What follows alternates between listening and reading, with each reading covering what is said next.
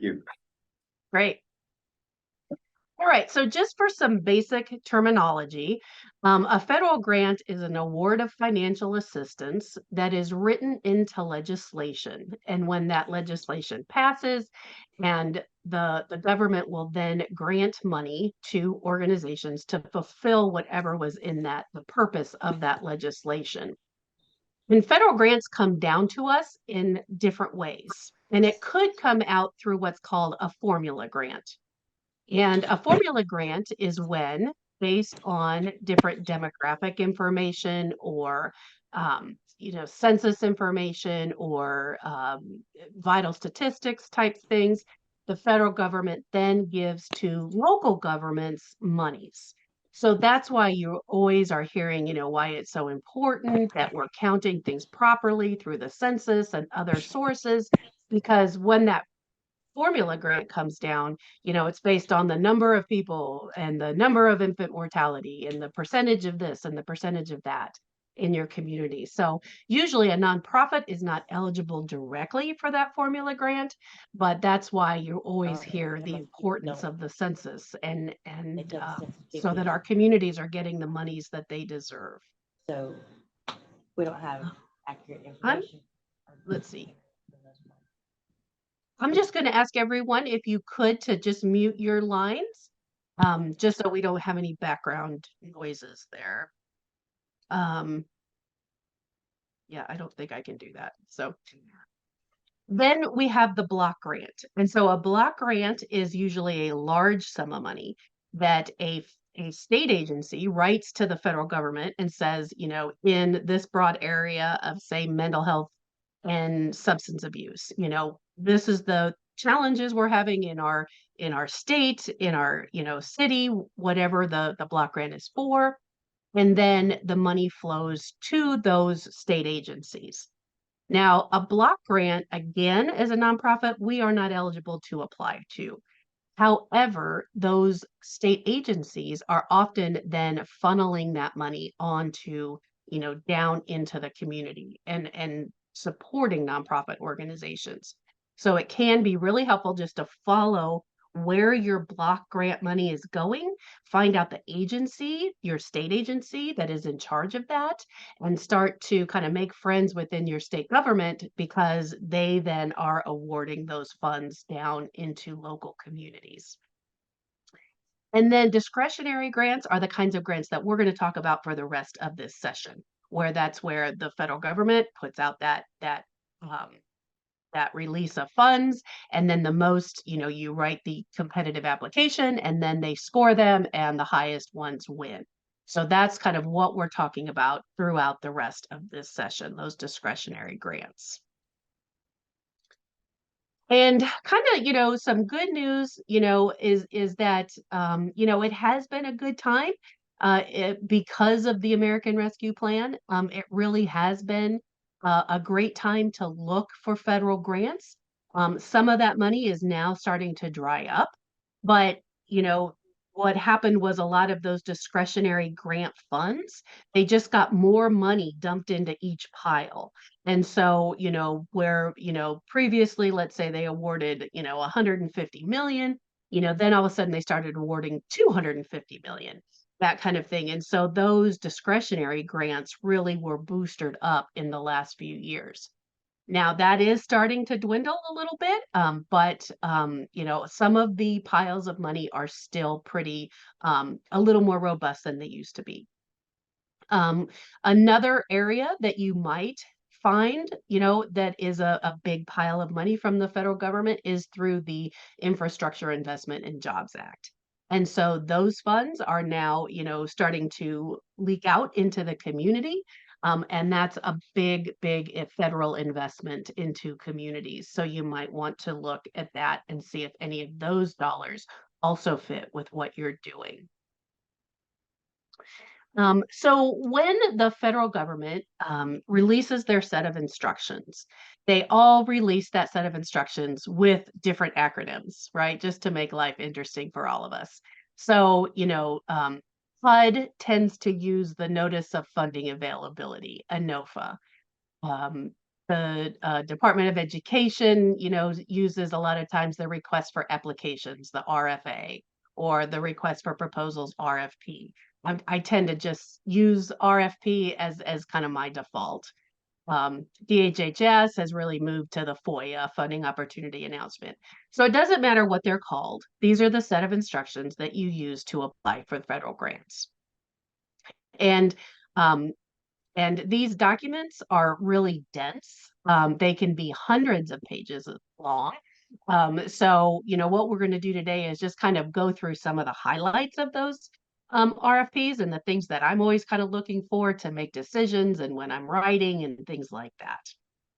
So, how do we find these sets of instructions? Again, regardless of what they're called. The grants.gov is kind of the central repository for all the discretionary grants from the 26 federal grant making agencies. So you go to grants.gov, and just to search for grants to apply to, you don't have to do anything except for go to the website and search for grants. Now, to apply for grants, there's a process, and I have some resources for you. Now, just on October 31st, grants.gov got a makeover, which of course, yes, of course, because I'm doing a webinar. This that you're seeing here, it's a mostly cosmetic update. It's still very glitchy. I don't think they've worked everything out yet. So I kind of have some old and some new just to show you because I think that the system isn't quite working as they planned. So anyway, this is like the screenshot of what it looks like. You just go right down there to search grants, and you can search grants in a number of different ways that I want to talk to you about. So these are all from the new site. You can go in and search with keywords. I don't find that to be very helpful because it's searching such a massive database that if you put in like the word health or the word agriculture or food or nutrition, it's going to have everything in the whole wide world, nutrition programs in Uganda, like it's going to have every time nutrition is mentioned. So I don't find that too helpful. Now, each each grant, each funding opportunity, each RFP has a unique funding opportunity number and also has a unique CFDA number, which stands for Catalog of Federal Domestic Assistance. Now, one of the things that I've noticed is that CFDA as an acronym is kind of going out of style with the federal government. So when you are looking at an RFP, instead of it saying that the CFDA number is XYZ, it would say the assistance listing number is XYZ. So kind of just note that I think that these are going to be, a synonymous terms. But if for example, I want to go after this particular funding opportunity, you know the number, you can type it in, takes you right to the page with the RFP and the information. Now, there's also an option to look under opportunity status. So, not every forecasted opportunity is listed. Not every agency does it, but some agencies are now adding like that we anticipate we're going to be releasing this RFP in, March of 2024. And so that can kind of help you with your own planning, that they're kind of saying when they anticipate releasing that RFP.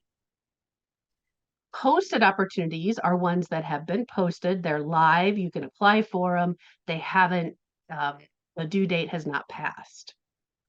Now down here you have closed, which means you can't apply for them. And then you have archived, just at some point they move them from closed to archived. I'm not sure of, what the rule is on that. But you may ask, why would I want to look at closed and archived opportunities? Because I can't apply for them. You're right.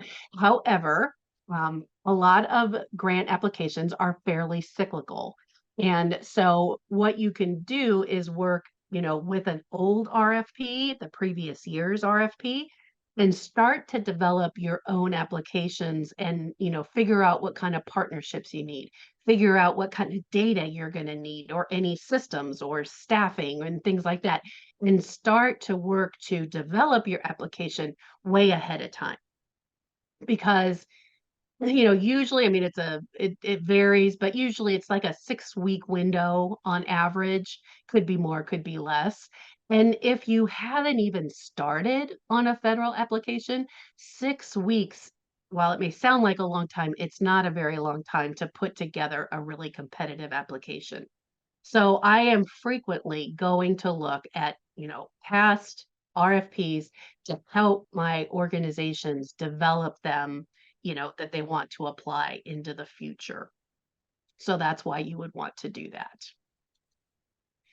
Um, just kind of wanted to show you as well what happens when you just do look at forecasted opportunities. This kind of threw me at first when I would see these dates here, and this would say, open date or whatever. And I was always like, oh, they posted all of these and, the due date's already passed. And so they didn't release them in time. Um, you know, but it really isn't this date that's here, isn't the date that they're anticipating the forecast. It's the date that they forecasted it. So just a little trick there because I used to kind of look at that and go, oh, that's coming out. That's supposed to be out already. But really, that's just the date that they said that they put that on the website. So just a little hint there that threw me for a bit. To see, like here, for example, I clicked on one of them and they updated it on the 4th, but they aren't anticipating it, being due until June 20th, and they would release it on April 19th. So just a little bit of a trick there that they kind of tricked me for a while until I figured that one out. A couple of other things that you can search by, again, these click boxes, you just go in on the grants.gov, you just start clicking boxes until you get your search narrowed down to where you want it. But, obviously, we're always kind of out in the space looking for grants. I do want to say that a cooperative agreement is very similar to a grant. You write them the same, they're, set up the same, but usually the federal government wants to be in your business a little bit more, and it usually has to do with data. That they are going to want you to kind of funnel data up to them that they will then use as part of, looking at issues, across the US and that sort of thing. So don't shy away from the cooperative agreement as an option because those are just as good as grants and they'll kind of tell you what they're, looking for, from you as part of that cooperative agreement.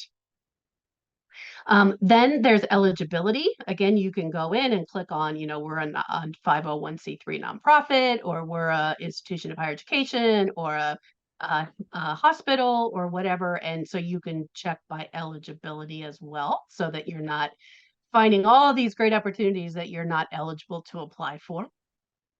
And then they also have this group of just different categories that they set out. Um, I don't find it particularly all that helpful, but it doesn't hurt, to kind of go in and look, under agriculture and see how it could be from any agency and with the, work around agriculture. So that's just something that you can do. Um, this is the old view, okay, of the final way that you can like search and narrow down your information. And so it's by agency. So you can see here, like what you would do is you would come up here and then you could look at, all the Department of Agriculture and you click here or you click the plus, and then it would do the sub agencies, right? So maybe like, well, I know that I'm really, looking for funds from, NIFA or whatever. So it's agency and sub agency.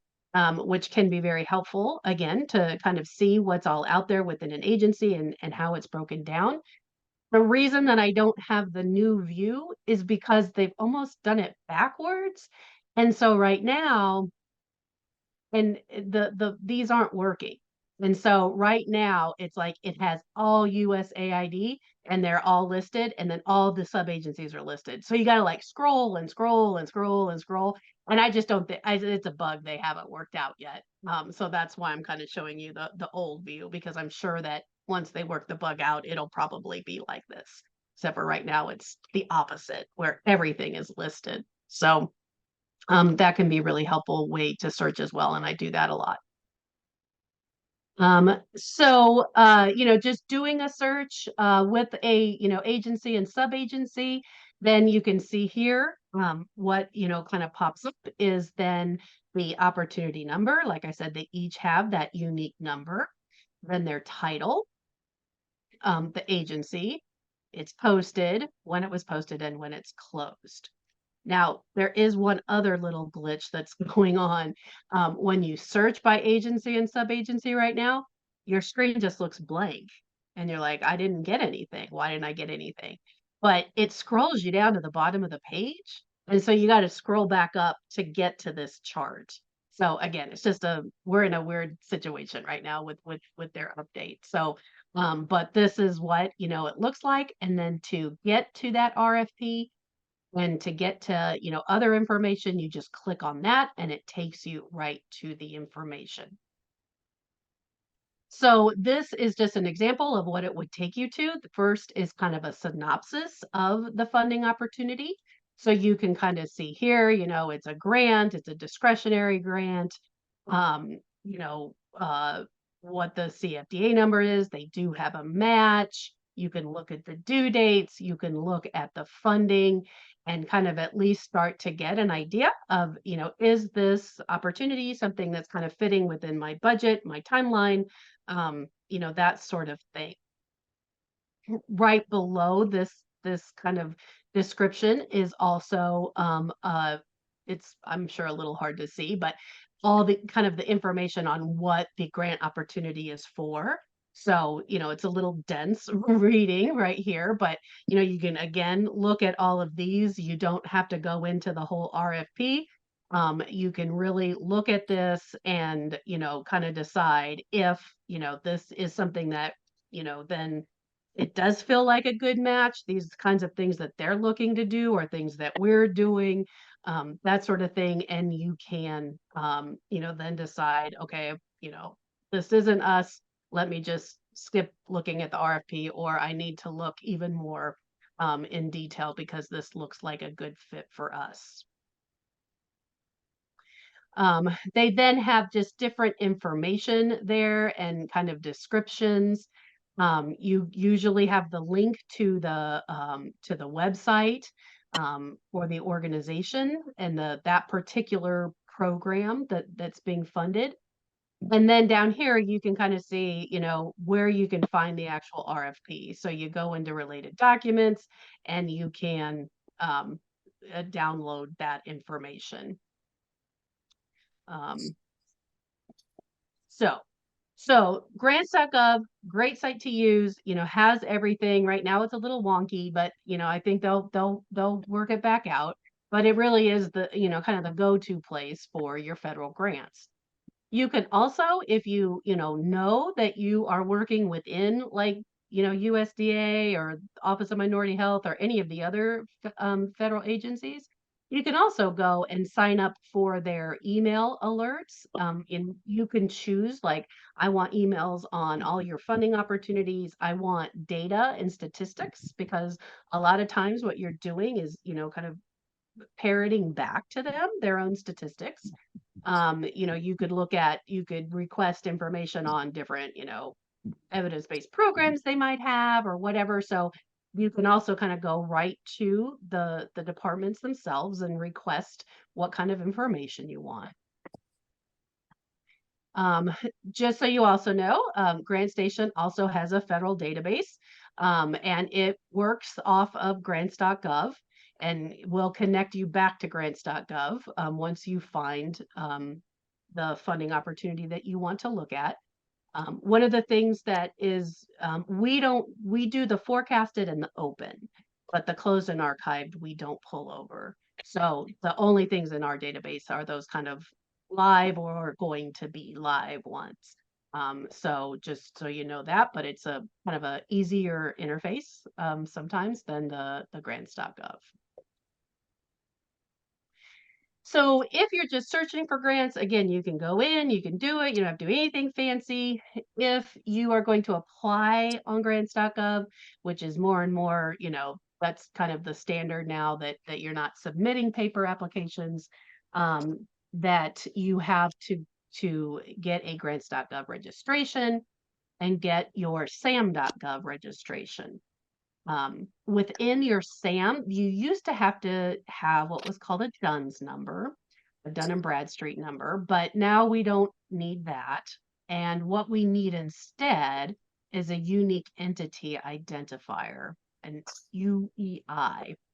And you get that by registering with sam.gov. So just so you know, this is no longer needed as of last year. So I just have resources for you. You can go in, the setting up your grants.gov registration is not super challenging. You can go in, you can do it. The sam.gov is a lot more challenging. So what I recommend is that you would set these two things up now, if you're like thinking, okay, next summer we're going to be applying for federal grants, do it now. Just get this headache out of the way. Because then, all you're going to have to worry about is writing the grant when the RFP is released. So I just recommend that you do that sooner rather than later. So some of the nice things on, applying through grants.gov is that you create a workspace that you can invite others into. And so it used to be that you just had one like website or, one portal, if you will. And if I was helping you write a grant, I would have to get your username and password and then log in with your username and password and then make changes that I wanted to make and then hop back out and then somebody else could come in. With the workspace, you can have multiple users. So, maybe your finance people are going to come in and help with the budget. And maybe if you have the grant writing team, they're going to be doing a piece of it. And, so you provide access to different people. And then you can also kind of track, well, Alice was the grant writer. Then she came in and screwed up the budget for him. Why did she do that kind of thing? That wasn't her job. So now you could track who kind of did different things, with the new space.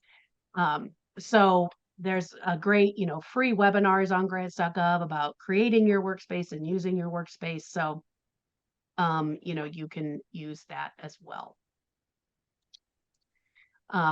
Like I said before, the system for award management is a more cumbersome process. So I really suggest that you do this ahead of time. And if you just click on this, you can then get right to the site. There's also a site out there that looks a lot like a legit site, and it costs money to get your SAM registration. This is free. So if you get to a site that says like it's going to cost you $199 to do this, you're on the wrong site. You'll still get it, but you don't have to pay somebody $199 to do it. You can do this yourself. So if you, I don't know if it's sam.org or .com, I can't remember, but it's you don't have to pay for this. So just a couple of things before we start getting into an RFP and a grant application. The Freedom of Information Act is a great way to get successful grant applications, to read other successful grants that you want to write. So through this website, the FOIA.gov website, you can, go into the federal agency, the sub-agency, the actual program type, and you can then request copies of successful grant applications, which can be so helpful to, even if, you're in a rural area and, you got an application for an urban area, like just seeing how they laid their applications out, just starting to figure out how, what are they measuring? What are they doing? That kind of thing. Really, really helpful. And so you can do it through the Freedom of Information Act. Again, it takes time. So don't plan on that happening like really quickly. But again, if you're looking forward, looking ahead next summer, and you can request those copies now.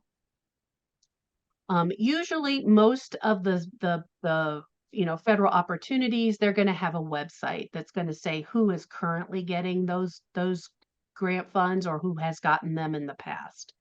That list can also be really helpful for you to call those folks up, to talk to them about, their process, what, works for them. I've used it at different times where we couldn't quite figure out how many people to be serving and things like that. And so I went back to the current grantees and I just called them and asked them, how many people are you serving? And, came back to the group and said, okay, mostly everybody's serving about 50 people. So, using them and their knowledge to help you with your own proposals can be very valuable and something that you can do ahead of time. Um, and you can also ask them for copies of their grants. And I've had luck with that. I've had people say no, but I've also had people say, yeah, I'll send it to you. And it was sitting on my desktop in 30 seconds.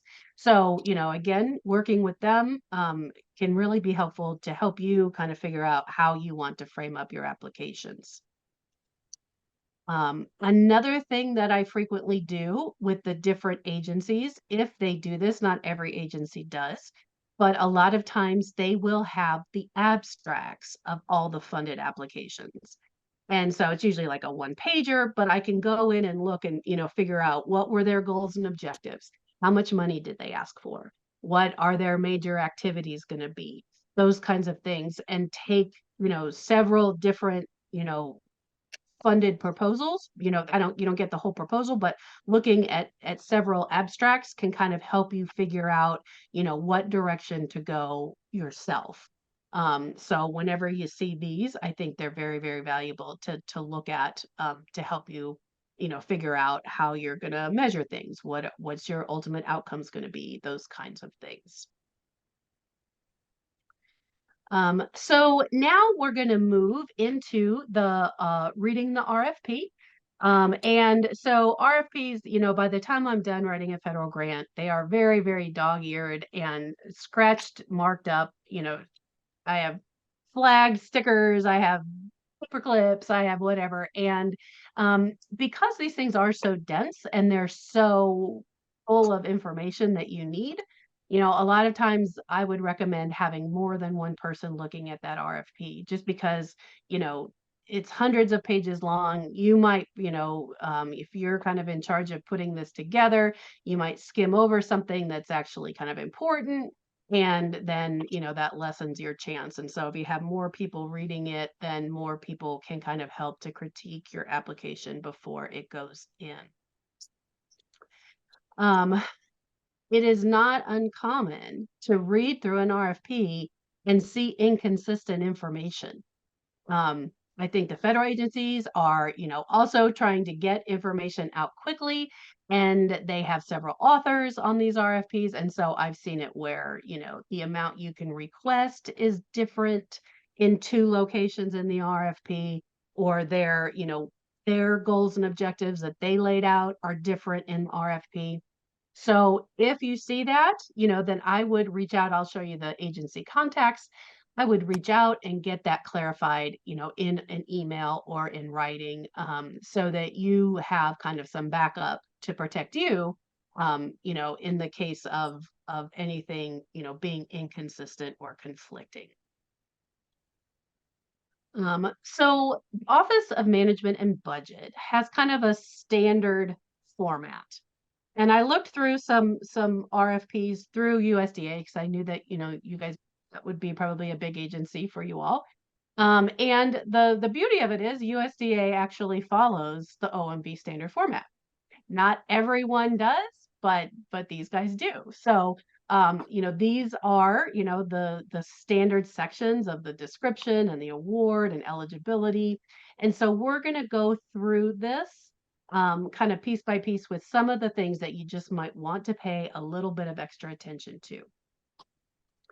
So the first part is, so we're just going to look through through that one. So the first part is that description, that legislation that was written that um, you know caused the grant and the funding opportunity to take place. They will usually talk a little bit about that legislation and then the basic purpose and priorities of the funding opportunity.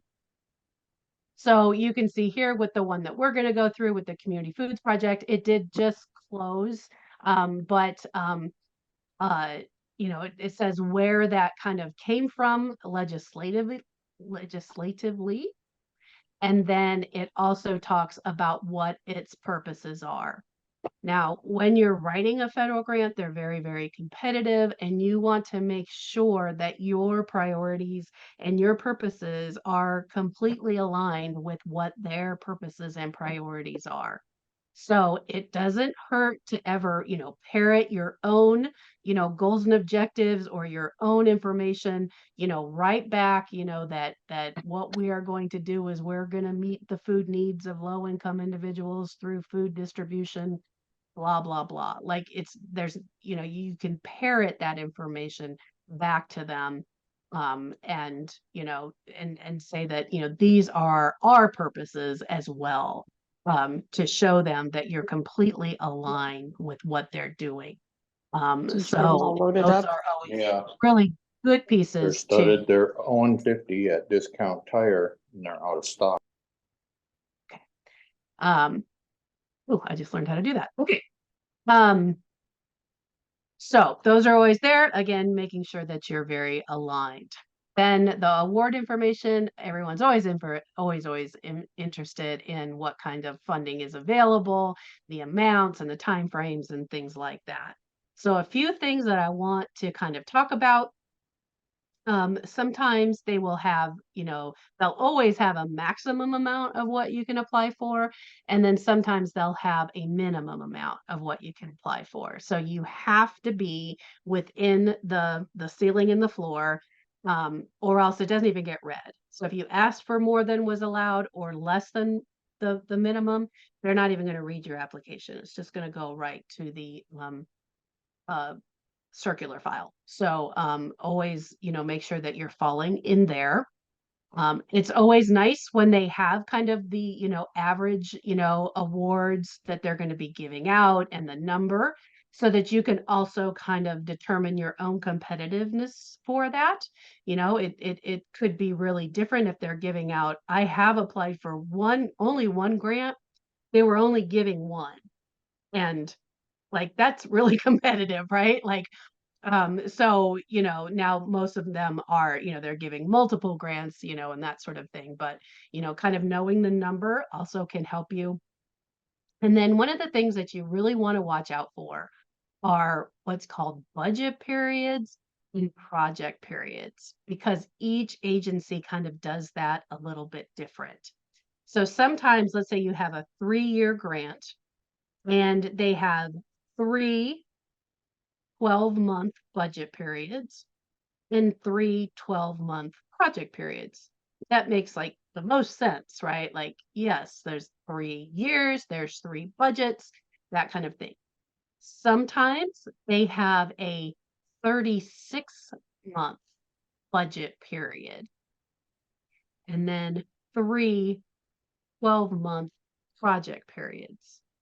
So always watch that, because you can sometimes accidentally ask for the wrong amount of money, when when you're looking at that, because if you looked at that wrong, you might think that the 3-year amount is a 1-year amount, that sort of thing. So if you ever have any questions on that, again, there's agency contacts. I just get it in writing, ask that question about that budget period versus the project period. So here's just an example from that RFP of the Community Food Project. Interestingly, here they changed the due date on folks, which was like a nice little gift for everybody. The grant is not to exceed. So see, this is where you're seeing the difference in the terms. So, it's 48 months. And you can have up to, 125,000 over 12 months and the max of 400,000 over 48 months. So, again, you just got to be careful of that, be cautious of that, so that you don't mess up your budget ask. And then the match is also required, and we'll talk a little bit more about that. Actually, we'll talk about it right now. So with cost, not every, not every federal grant has a match, but if they do, they will tell you how much of it has to be like in kind and how much has to be real cash match.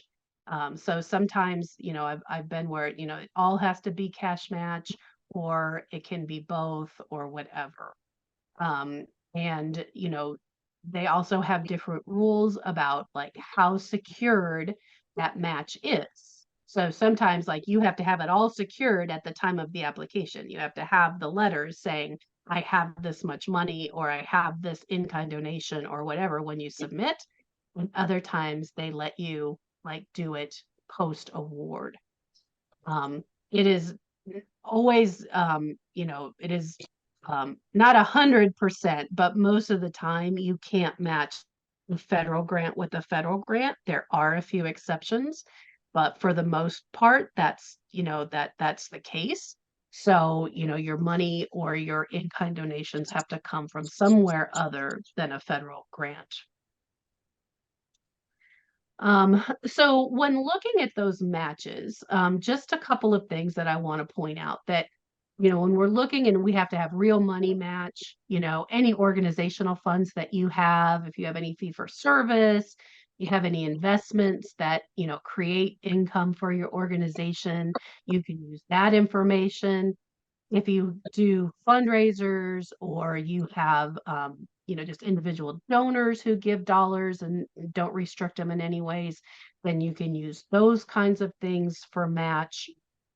And then again, with the exception of federal to federal, you can match a federal grant with a foundation grant or a corporate grant and those kinds of things. So that would be kind of real money match. But if we're allowed to, using those in-kind resources are also very powerful. And every year, this group called the independent sector calculates the value of a volunteer hour. And they do it for the US overall, and then they do it for all the states. So I'm in West Virginia, so I, pulled that out, in 2022, it was $26.67 an hour. You can go to independent sector, find out the one for Alaska and use that.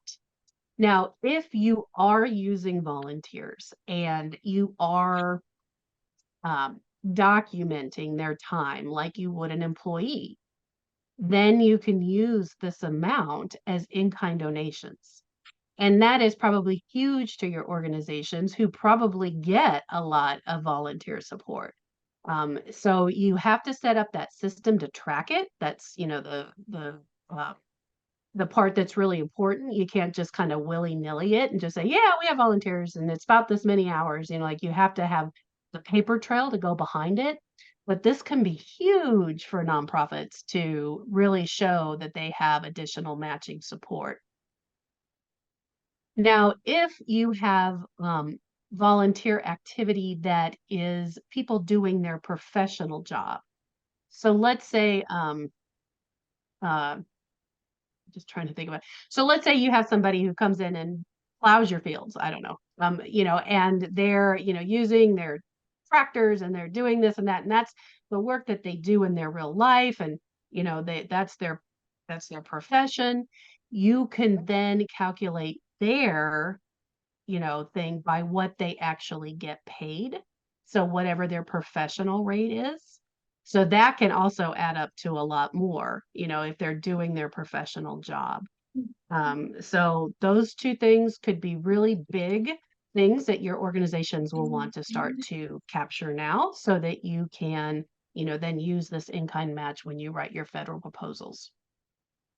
Then if you get any sort of discounts, let's say you get your equipment at 50% off from your local, whatever store, Cabela's, and they give it to you 50% off. You can use the 50% as a match, or, any sort of space that you might use or anything like that. And then any sort of donations that your organization might get that go to your project, you can, get the value of those through a system like Goodwill or Salvation Army that has like the goods in kind of calculation. So anyway, that can be really, really helpful and be a real game changer for a lot of organizations.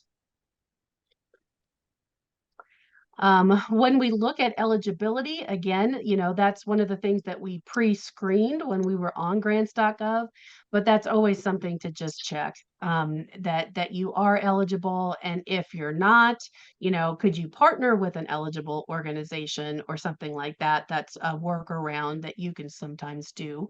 But if you are not eligible, you need to just move on or find a way to partner.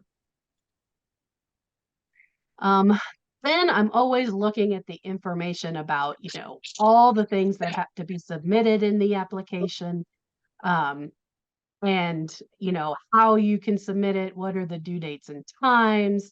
Like I said before, more are, going online, and you have to do them online. So it can tell you the types of organizations or not organizations, the types of documents that you can submit, how long, the character names of the name of the documents you have to submit, like lots of little rules like that. So in this particular, the opportunity we were looking at, this is like the list of all the things that have to be submitted with the application, for that community foods project application. So you can see it's a lot of different documents, and how where they belong and how you load them up and all those kinds of things. So there's a lot of information here. The project narrative is what you're writing and how you're answering the questions. But looking at these other attachments, when you're looking at your own time frame and how you're going to pull all this information together, there's a lot here. So don't forget, how many other things have to be submitted that you have to work into your work plan, to write the application and get everything ready and together on time. With the standard forms, those that were called the SF 424 standard form, the lobbying form, the budget for, SF 424A is the budget form. Those forms, they do have instructions, but I would also just, just to make your life a little easier, because they aren't always necessarily common sense, just to find somebody who's already filled out those forms in the past and have them sit down with you when you're filling out those standard forms can just save you a whole lot of headache. Because just after you do it a whole bunch of times, you kind of learn little tricks and you learn, oh yeah, that was, I forgot that I have to fill out that box and how I fill that box out and that kind of thing. So what you're seeing here is just like the way that grants.gov kind of sets up their things. You open them up and then you do the things in the form and save them and move along. So finally, we're kind of at that writing stage, right? And so the evaluation criteria is always, something that I'm, again, as the writer, it's like, oh, that's what I really want to get my hands on, is this evaluation criteria. And so they will always lay out, exactly how they want your application laid out. And you want to follow this to a T. That the very first part of your application is going to be the community to be involved in the project and the needs to be addressed, right? Like I'm going to use their headers and I'm going to answer their questions in the order that they asked them underneath. Sometimes they might have like broken down questions. Here they just kind of have them all together. So one of the things that, you might want to do in a long section like this is also like, this is your major header of the community to be involved. Maybe I'm going to have a subheader, the critical elements and needs of the local food system, you know, and then I'm going to put the demographics and the income and the geographic, you know, then, you know, talk about local assets, um, around that. And so, you know, you want to make sure that every single part of this is answered. It's answered in that order, and that it's just super easy for the reviewer who is using this exact format to score your application. So you don't want to make them have to go search for answers or try to figure out where you answered this. Like, you just want it to like flow completely easy for them, that they're seeing from the beginning of their score sheet to the end exactly the answers that they need. They have a little thing here that's kind of nice. You know, they said it's recommended that this section be no more than 1.5 pages. I have another little trick that I'm going to show you about that as well, but that kind of can be, you know, your basic guide. You know, I might tweak a little bit, you know, tweak that a little bit depending on if I really felt that I needed, you know, a little extra space here, or, you know, I needed that extra few sentences or whatever. I don't stick to that completely, but it's just really important that if you spent way too many pages on this section, you're still only going to get the set amount of points, right? So, like, you don't want to waste your space when another section's going to be worth a lot more points. So this just kind of outlines everything. Again, it just kind of almost makes you tired just looking at the list of all the questions, to be honest, you know.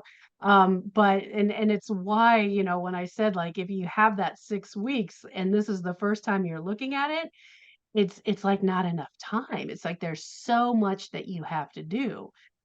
So, you know, looking at the organizations and the communities, and then you're going to again answer exactly, you know, in that order, the qualifications of the staff, you know, experience and connections with the community, da da da. And you want to make sure that you hit every single thing, because they will notice if you just missed one. You know, if you just decided, I don't have that and I'm not going to answer it, they're going to notice that and your points are going to get reduced. So really treat these as quite literally, I have to answer every, you know, sentence that they have talked about in your application.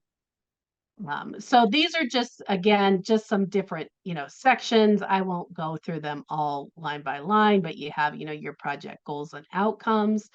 Again, sometimes the funders will tell you kind of what they want you to achieve, and then you can, you know, just go right there.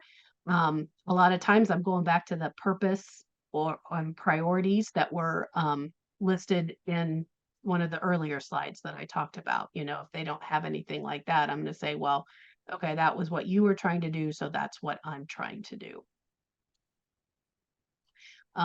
Again, you can just kind of see, then the next section is the activities that you're going to take, relationship to program goals. So how all these things that you're going to do, how they're directly related to the goals that you laid out for your project, and so forth. Finally, the last section is evaluation. Again, you're also seeing a lot of links to other things, to other parts of the RFP. So that's where, you know, they're telling you about the logic model that you have to develop. And then if you go to this part, you're going to see more about how to, you know, what they're looking for in that logic model. So there's a lot of back and forth between these questions and other parts of the RFP. And then finally, just to show you the rest of it, the self-sustainability is the last question, I believe. So, you know, again, the evaluation criteria, when it's at the time of writing, I'm literally taking the criteria, I'm cutting, I'm pasting, I'm putting it over here, and I'm going to follow it directly, you know, line by line, word for word, their headings, their terminology, everything, and keep it, you know, completely aligned with how they laid that out. There's also going to be other details about what kind of font you can use. Does it single spaced or double spaced? you know, what types of files you can upload, if it's, you know, only PDFs versus docs, that sort of thing. You can even see here like how detailed it is. It's like the project narrative can't be over 15 pages, you know, and then how you can do text and the spacing is 1.5. I've seen it where um, you know, that your tables can be single spaced, but your text has to be double spaced. Those kinds of details are very, very important. They can also get your applications kicked out just simply by not following those rules. So those are all really important, and why it's just important to make sure that we're including other people to help us make sure that we're addressing everything that needs to be addressed. This is just an idea that I have on page numbers. Again, this particular um, grant opportunity did say like what they like what they kind of wanted page number wise. This is not that application, it's just a different example. But I do this, you know, with different applications that I'm writing. And so if, let's see, I have these, you know, sections, they tell me how much points each of the sections is worth, then I'll take, if the narrative can be 30 pages, then I'm going to multiply that by 10% or 50% or 5% to get kind of where my initial pages, you know, kind of thinking for my pages. Again, it's not an absolute, but it is a way for me to realize that the bulk of the writing and the details is going to be in that approach section. And like I said earlier, if I spent, you know, 10 pages on the sustainability plan, then I really probably didn't provide enough information in the approach or some other sections, and I'm only getting 5% in the sustainability plan. So again, I just kind of use this as my first guide, and then, you know, make decisions, you know, if I need a extra half page here or there to lay it out. The agency contacts are always listed in the RFPs. Um, these folks are always really, you know, have found them very, very helpful. And I used to call them a lot. I don't even list phones anymore. But then I went to not to call, but to email, just so that I had that written documentation for any questions that I had, or, you know, did I calculate this budget right? You know, this is where I'm, you know, kind of going as, you know, project period, budget period. Am I doing that right? And kind of getting that confirmation in writing from the different program contacts. And like I said, they're always very, very helpful. Just a couple of things that, as you know, that I just don't think we can not emphasize enough is just that, you know, these are very, very, they take a lot of time. And, you know, you want to leave time for those kind of final reviews, for people to edit, for people to make suggestions and those kinds of things. And I don't know why we always do it, but with grants, it's like we go right to the last possible minute. And I don't know what it is about grants that we do that, but we do. So, you know, kind of trying to make, you know, and especially when you're talking about loading things up in grants.gov and submitting those applications, you know, the day that something's going to go wrong and your power's going to go out or your internet's going to go down is the day a grant is due. I know that from experience. So, you know, try to at least back it up so that, you know, you have like an extra day or, you know, even more, but I realize that's, you know, asking a lot of our schedules, but, you know, give yourself that extra time, because things do go wrong in that submission process. And I have horror stories I can share with you, but I won't. But having that, you know, again, that project schedule where you have all of those attachments that you have to have, and that you're, you know, asking people to submit you information in this timely fashion so that you can use the logic model as you're writing the application, or vice versa, right?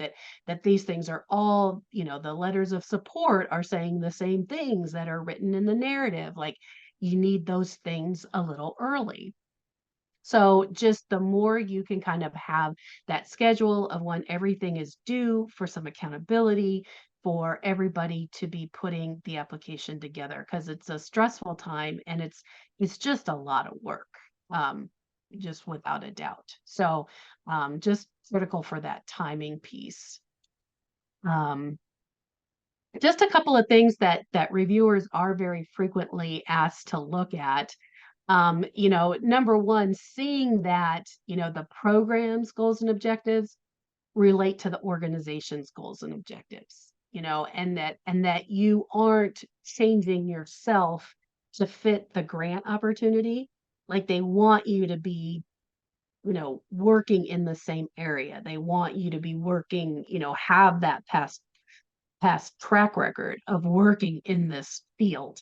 And one time I was writing a grant, it was a capacity building grant, and it was a grant for us to build the capacity of nonprofit organizations. And one year we decided not to even apply for the grant. And we were like, we wanted to get spend that year getting our track record a little higher, showing how we do that work and being able to show what we've done in the past. And we spent that whole year working up to then being able to apply next year, because we didn't, when we had a little track record, we didn't feel like we had enough. And we thought it'd be better to spend our time building that track record, building partnerships, getting everything in a line. And then the next year we applied and we got it. So, sometimes that might want to, look at this as a long-term kind of investment. Anything that is like answered or like really vague or not answered at all, they will notice.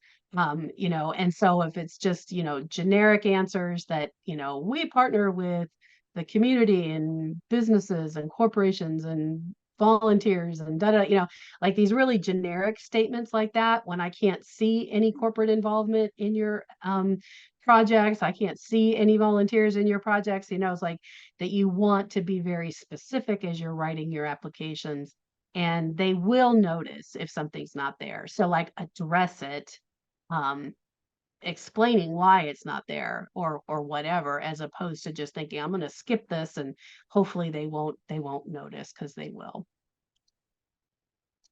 And then just, keeping your data as up to date as possible. My rule of thumb is kind of 3 years. If anything's over 3 years old, I'm not going to use it in a federal or even a foundation proposal. That's, I'm going to find that updated information and keep it really crisp and relevant and up to date. So 3 years is my kind of cutoff for data. And then kind of with the budgets, one of the things that they're asked to do is, look, a lot of reviewers look at the budgets first and then go read your proposals. But looking at, in our budgets and our budget narratives, we have that chance to explain any higher costs that may occur. Why, that this cost is, maybe higher than what a person needs. Or, would a prudent person need these? So like, do you need a Tesla truck, or, would a Ford, whatever, like work as well, right? How can you justify something that expensive, right? And maybe there's a reason for it, right? But, and if there is, then this is, in your budget narrative, that's where you're kind of explaining it and justifying anything that is kind of a little bit higher. So just really making sure that that budget makes a lot of sense, completely tied to your approach, and they can just seamlessly see this is what you're going to do and these are the funds you need to do it, and those two things should be seamless. Just a little bit of advice, then we'll kind of start wrapping up, but it does take some time. Sometimes it takes multiple efforts to get those applications funded. You will get reviewer comments back if you do or don't get the grant. And so always take those reviewer comments and look at them and see, what can I do? You invested a lot of time in that first application, right? So how can you take all that initial investment and then use the comments to make it better the next time. Now, if your comments were all terrible and you weren't aligned and that kind of thing, that's one thing. But a lot of times it just takes a few tries. It's very, very competitive. And you could have, been really close to getting it and you just weren't funded. So think of, think of it as an investment of your time over time. So now I will go ahead and stop and see if we have any questions.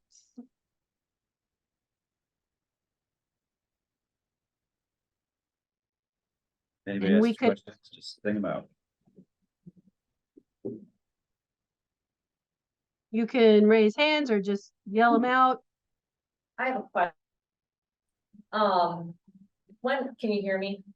I can.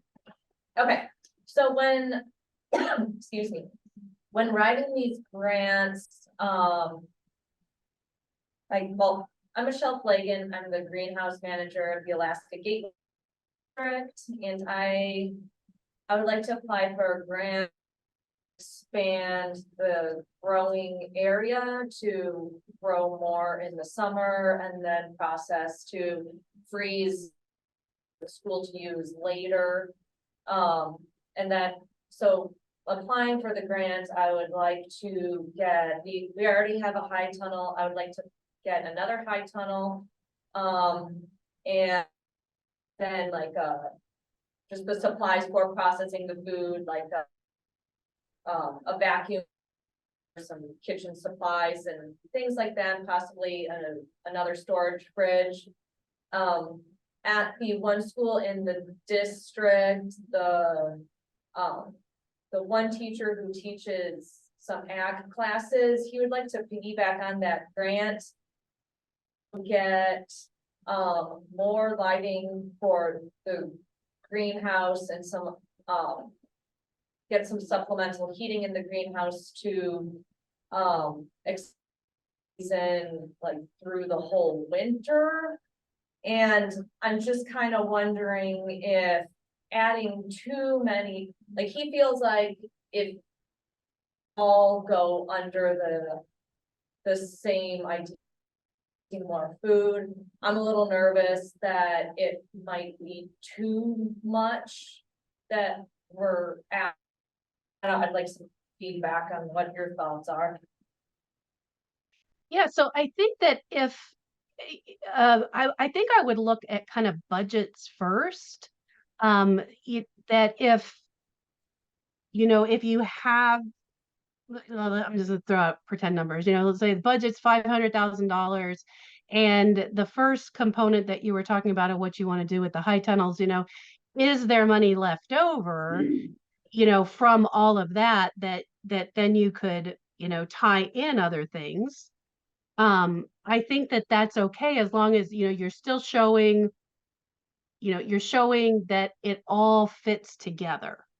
That from production to how it's implemented in the schools.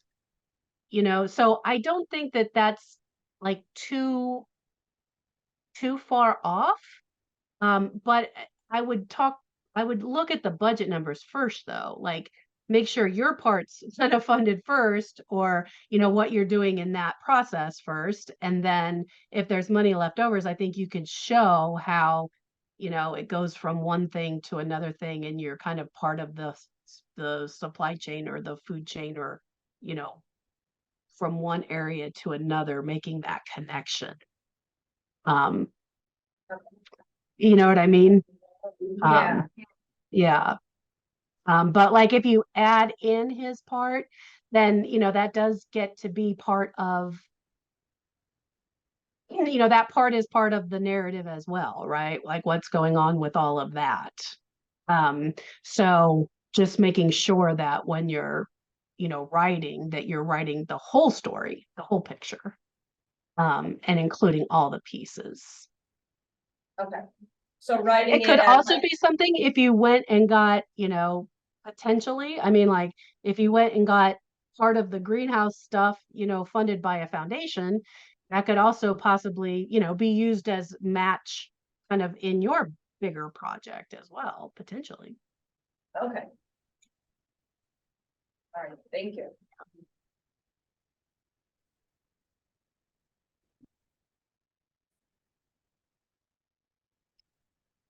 Okay. Any other questions? I don't know how I got done early, but I did. That's kind of unusual for me. Question, a lot of federal grants are 3-year grant cycles. And I'm wondering how often it happens that a project gets funded for an additional 3 years. Or or generally they go on and they really do mean just 3 years and they move on to something else. I do see people getting repeat funding quite a bit. It probably, might have to do maybe a little bit more with the federal agency that you're applying to. They might have more like for example, that one I just was that community food program or whatever that I just showed you. Like they said, you can only get it once, right? Like that they said it right up front. But I do see people getting repeat funding very often through other agencies. So Uh-huh. that's not, yeah, I do see that. Thank you. Yeah. Mhm.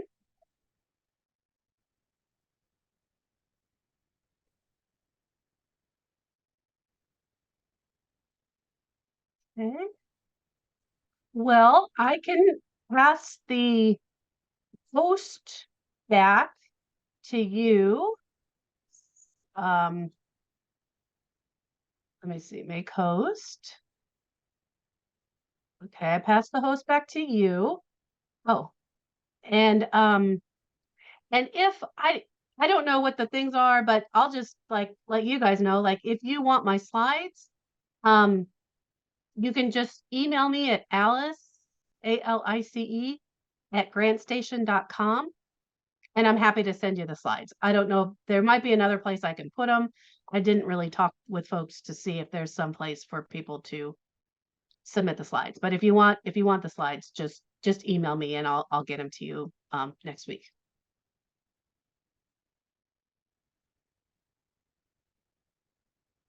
Well, thank you very So- much, Alice. We You're have extra time, but anybody else have any other questions? Folks online, you're welcome to write in the chat or unmute and ask questions if you have any.